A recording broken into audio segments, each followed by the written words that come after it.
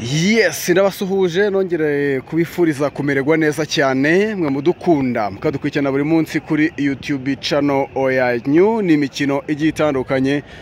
Mwamaze kubona ko ibintu birarangiye hari kuri stade Amahoro ekipe ya Rayon Sport bari bakiriye ekipe ya APR Football Club. Ni umunsi wa karindwi wa shampiyona, ni umunsi abafana bajaje kuza uko bashoboye kose, bari benshi cyane kuri stade. Mwanabonye ko banabonye show ku buryo bugiye butandukanye. Rero akaba ari umukino urangiye ekipe ya APR Football Club batsinze ekipe ya Rayon Sport ibitego byose 3-0. Ni ibintu bitaherukaga hano mu gihugu cy'u Rwanda. Twagiye tubona amaderby menshi atandukanye ariko bikarangira ari ubusa ku busa. Kuri uyu munsi byari itandukaniro, ekipe ya APR mu byukuri yari panze neza, yanabaye concentration ku ekipe ya Rayon kwinjira mu mukino hakiri kare cyane, biza gutuma byorohera umutoza Taheb kubona amanota 3. Ndijya kumenyesha ko ku mpande zombi mu ikipe ya APR Football Club umutoza Taheb yari yagiriye ikize ndetse anakora impinduka zikomeye cyane muri 11 yari yazanye mu kibuga. Yari yabanje mu izamu Ishimwe Pierre Mario, hanyuma kwande umutima wa defense yarafitemo Nshimirimana Yunus ndetse n'itwe na Clement. Nta kosa yakoze cyane cyane mu kuramplaso cyangwa se mu guhindura defense. Hanyuma aba fullback yari yazanye abasanzwe niyo mugabo Claude kapiteni, hanyuma hakaza n'uwitwa Abyiringiro Jean Gilbert Kagege, umukinyi umaze iminsi yifashishwa cyane mu mikino ya APR Football Club. Hanyuma rero hagati mu kibuga yari yarekipiye abakinyi bagiye batandukanye barimo witwa Ronald Sekigande. Uyu mugabo Ronald Sekigande kabisa akaba yari yamutangije hagati mu kibuga nimero 6, hanyuma anakinana n'uwitwa Dauda Youssef. Uyu Dauda Youssef murabizi ko yamaze igihe atagaragara muri activities z'ikipe ya APR Football Club kubera ibihano bikomeye cyane yagiye ahabwa. Ariko nanone kubera ko tutishimiye performance z'umugabo witwa Mohamed Lamine Ba ndetse n'uwitwa Ramazani bazaga bavuye kuri bench nyuma yo kwitwa Memek Dao agize ikibazo cy'imvune, byaje gutuma rero akora ramparasoma, hanyuma azana Ruboneka Jean Bosco amuteza kuri nimero 10, hanyuma agira ikizere mu gishaje be barafinda ndetse n'uwitwa Hakimu Cyono kwande rw'iburyo aza kwatakisha William Togwi.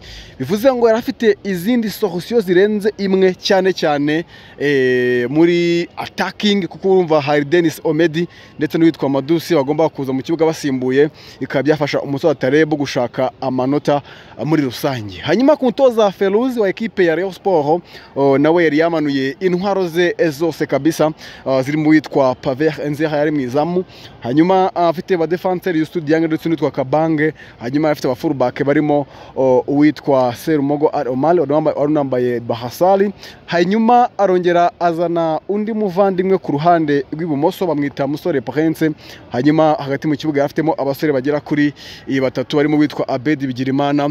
Hakaragaragaramo nanone undi mukinyi urimo kugenda yentodura cyane bamwita Eshenda Yishimiye, mwakiye beza cyane hagati mu kibuga hano muri shampiyona y'u Rwanda. Hanyuma akanazanamo undi mugabo witwa Niyonzima Olivier Sef kuri experience, umwe mu bakinyi bakomeje kugogwa cyane na Fahume muri ekipe ya Rayon Sport. Kari mu bantu mu byukuri ntabwo tukibona presence, turamubona amanuka mu kibuga akina kanafasha, ariko ntabwo ari wa mukinyi tawutegerejeho ibitangaza cyane kuri match nk'izi ziri kurusho. Kandi ubona ko ikipe ya Rayon Sport irimo kugenda yankeswa cyane hagati mu kibuga, ntago ari ekipe irimo guperforminga neza cyane muri segiteri ya hagati mu kibuga. Hanyuma kuri attaque yari yamanuyemo uwitwa Yves Habimana, twakunze kubivuga uriya mwana wambaye nimero 11 nge namufashe nka rouge kubera ko nta muvoma cyangwa se nta kindi kintu gikomeye cyane abasha gukora cyafashe ekipe ya Rayon Sport gutsinda. Hanyuma azana tambwe guruhari ku ruhande rumwe ndetse na Azizi Basane kuranya ku rundi ruhande. So baje rero gukina hakiri kare cyane, uwitwa Ronald Sekigande yaje gufungura amazamu umupira mwiza cyane nyuma y'ikipe ya Rayon yarimo kugera ikora amakosa menshi cyane imbere y'izamu, banategwa imipira y'imiterekano cyane imipira y'ama corner y'izamu n'uwitwa Ruboneka Jean Bosco.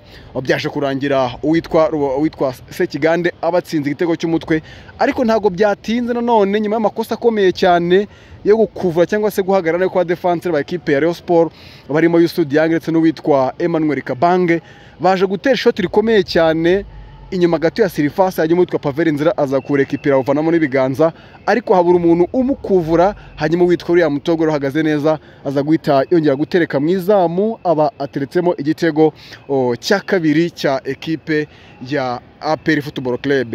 Hanyuma rero match igana ku musozo w'imiti ya kabiri nibwo haje ko remplacement uwitwa Mamadusi, nawe ni umukinnyi wari umaze iminsi adahari, ariko umutoza yari yamugiriye icyizere arongera aramugarura, yamuteretse mu kibuga rero. Hanyuma nyuma y'amakosa akomeye cyane rero Shema Chris wananiwe gukiyaringa umupira ngo awukureho, ahubwo atanga passe nto cyane ku munyezamu we Pavel Nzira, hanyuma umupira ntiwamugeraho bituma yisanga uhaye umupira yamaze kuwutereka mu birenge by'umugabo wa Mamadusi, biza rero kurangira awufunze neza anerimina umuzamu Pavel Nzira, hanyuma awutereka mu rushundura cya kibaye igitego cya gatatu. So abantu baje kuri stade twaryohewe, of course twaryohewe cyane kubera ko ni umukino wari decisive kandi amanota yarakenewe n'impande zombi. Gusa twakomenaga ikipe ya Rayon Sport ariko ma ekipe amerita kuba yatsindiye umukino, abantu benshi niko twabyemeraga, ariko nano tukabihuza ko derby irakinwa, buriya derby itandukanye n'indi mikino. Ekipe ishobora kuza ihagaze nabi itameze neza, ariko bikarangira icuye amanota agera kuri 3. Ngira ngo nicyo kintu cyabaye kuri ekipe ya Rayon Sport, hanyuma ekipe ya APR yabaye nziza muri mita ya mbere ndetse n'abanziza muri mita ya kabiri, bitandukanye nuko byagendaga mu mikino iherutse, ko ni APR yazaga muri mita ya mbere ikaba yagutsinda hakiri kare, ariko nayo ikankeswa cyane mu mikino cyangwa se mu minota ya nyuma.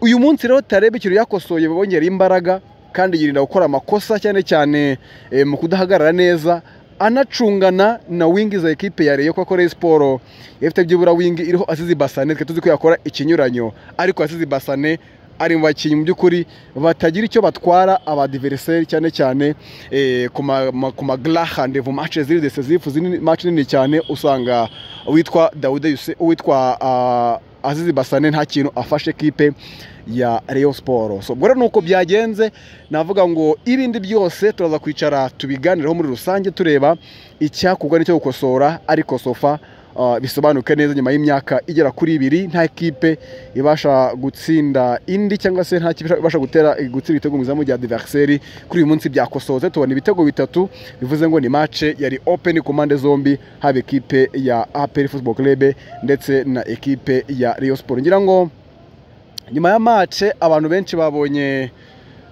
icyo twakwita nka celebration cyangwa se kwishima cyane kwa abatoza b'ekipe ya APR. Abatoza ba APR batangaje ibintu byinshi bigiye bitandukanye, byinshi byiza kandi biri clear byumvikana, byagiye bitangwa binafasha ekipe kudomina cyane no kubona ikintu, kubona amanota kuri uyu mugoroba. So icyo kintu rero cya worklet ndetse no kugira ubufatanye mu kibuga biri mu bintu byahaye cyane motivation ekipe ya APR Football Club. Ubwo nanjye ndumva uko nabisoza mu by'ukuri, kugira ngo dutegure ibindi biganiro biri imbere byo gutegura izi match za APR ndetse n'indi mikino ya champion isige, kuko twatubwiye ko ekipe ya APR igomba kuba unstoppable, bagomba gutsinda match zose uko zaba zingana kose muri championa kugira ngo batwaye igikombe cya championa, kandi ngo ntabwo babatewe no kuba ekipe igiye kwakira andi ma ekipe mu gihugu cya Sudan. Hari abantu barimo bavuga bati se abakipe kagiye kuzana ngo bizatuma bigabanya imbaraga, ariko bavuze ko nta kibazo na kimwe bigomba kugira kuri ekipe ya APR Football Club. Reka nizere ko ariko kuri kandi ari impamo, ubwo turindire uko indi mikino izagenda ikomeza. Ubwo Rayon Sport nayo igomba gutegura indi mikino isigaje ya championa. Ni Rutamu Talk Zone TV, icyo rakora nta kindi, kanda subscribe. Twari hanze ku kibuga cya Stade Amahoro, urabona ni muri hood nziza cyane, ahantu abantu bose baba baryohewe benjoyinga cyane. Ubwo rero nawe enjoyinga mu bice byose urimo, aho uherereye hose neregwa neza cyane, kandi buri kimwe cyose kikuryohere muri rusange. Twari kuri Stade Amahoro, ubwo izindi gahunda zose zirakomeza mu biganiro byacu biri imbere.